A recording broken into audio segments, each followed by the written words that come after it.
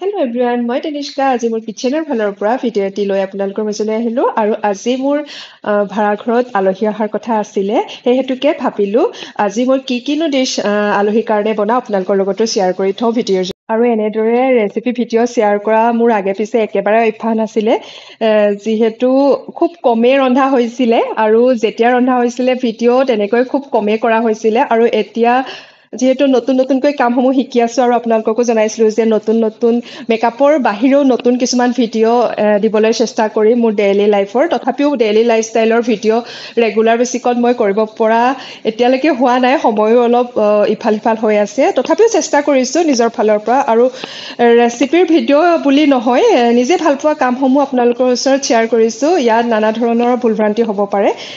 ভিডিঅ'টোৰ প্ৰথমতে আপোনালোকৰ ওচৰত ক্ষমা বিচাৰিছোঁ যদি তাত কিবা ভুলভ্ৰান্তি হৈছে, আপোনালোকে আঙুলিয়াই দিব। আগলৈ সেইখিনি শুধৰাবলৈ চেষ্টা কৰিম।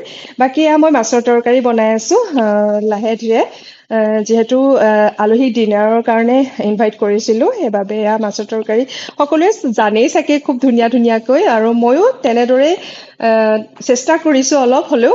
আপোনালোকে জনাব হা কেনেকুৱা পাইছে। এয়া আলু চব্জি, তাতে বিলাহী দি দিছোঁ আলুত ভাজি, তাতে মা মছলা যিখিনি দৰকাৰ হয় আৰু নহৰু আদাৰ পৰা ধৰি যিখিনি ঘৰুৱা মছলা দি তাত পানী এড কৰি দিছোঁ আৰু ফ্ৰাই মাছখিনি এনেদৰে ওপৰত দি দিছোঁ। আৰু ইফালে মাছৰ তৰকাৰীখিনি উতলিবলৈ দি এইফালে দাংবডি আলু চব্জি মই বনালোঁ। আৰু মাছৰ তৰকাৰীখিনি উতলাৰ পিছত শেষত যেতিয়া নমাব হ'ল তাৰ ওপৰত মান ধনিয়া ছটিয়াই দিলোঁ। মান ধনিয়া কাৰ কাৰ ফেভৰেট হয়, মোৰ কিন্তু বহুত ফেভৰেট হয়। আৰু মাছৰ তৰকাৰীখিনি হোৱাৰ পিছত এইফালে ভাবিলোঁ আজি মাটি দাইলৰ অলপ তাৰকা নহয় একচুৱেলি দাইল টাইপৰে বনাওঁ বুলি। আৰু সেইফালে কুকাৰত ধুনীয়াকৈ চিটি দিবলৈ উঠাই দিলোঁ। বাকী এইফালে তেল, তেজপাত, ইলাচি, দালচেনি এনেকৈ ঘৰুৱা যি আছে সকলো দি পিঁয়াজৰ পেষ্ট, আদা নহৰু পেষ্ট দি চিকেনৰ কাৰণে ৰেডি কৰি ল'লোঁ। মছলাখিনি দিয়াৰ পিছত অলপ টাইম এনেদৰে লৰাই শেষত মাংসখিনি যিখিনি মেৰিনেট কৰি থোৱা আছিলে দৈ দি মেলি সেইখিনি ওপৰত দি দিলোঁ আৰু খুব ধুনীয়াকৈ অলপ সময় লৰাই সিজিবৰ বাবে ঢাকি দিলোঁ।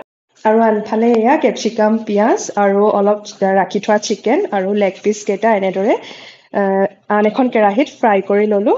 আৰু এনেদৰে খাই কোনে কোনে ভাল পায়, মোৰ পিছে এইটোহে বেছি প্ৰিয়, খুব ভাল লাগে। আৰু আনফালে এয়া পোলাওৰ বাবে গাজৰ আৰু পিঁয়াজ দি ৰেডি কৰিলোঁ। পোলাওটো ভেজ পোলাও ৰাখিছিলোঁ যিহেতু চিকেন আছিলেই, ফিছ আছিলেই সেইবাবে। আৰু ফাইনেলি গোটেইখিনি ভিডিঅ' কৰা নহ'ল, এইফালে চাটনি, পাপৰ বডা এনেদৰেও কিছুমান গোটোৱা হৈছিলে। আৰু যেতিয়া বস্তুটো বনাই থকাৰ ফালেও গুৰুত্বটো দিবলগীয়া হয়, যিহেতু প্ৰত্যেকটো সময়তে মোবাইলটো লৈ ভিডিঅ' কৰি থাকিবলৈ অলপ অসুবিধা হয়। সেইবাবে যিমান পাৰোঁ চেষ্টা কৰিলোঁ আপোনালোকৰ ওচৰত শ্বেয়াৰ কৰিবলৈ। আৰু তাতে আলহী অহাৰ কথা আছিলে বাবে অলপ লৰালৰি হৈ আছিলে, সেইবাবে ইমানখিনি আজিলৈ কৰিলোঁ। আৰু শেষতে দৈ আৰু মিঠাই এনেদৰে আলহীক দিলোঁ। আৰু আপোনালোকে ভিডিঅ'টো চাই কেনেকুৱা পালে কমেণ্ট কৰি জনাব। আৰু নেক্সট আহিম আপোনালোকৰ মাজলৈ অইন এটি ভিডিঅ' লৈ। এনেদৰে আপোনালোকে মৰম দি যাব। ভিডিঅ'টো যদি ভাল লাগে শ্বেয়াৰ কৰি দিব। Thank U.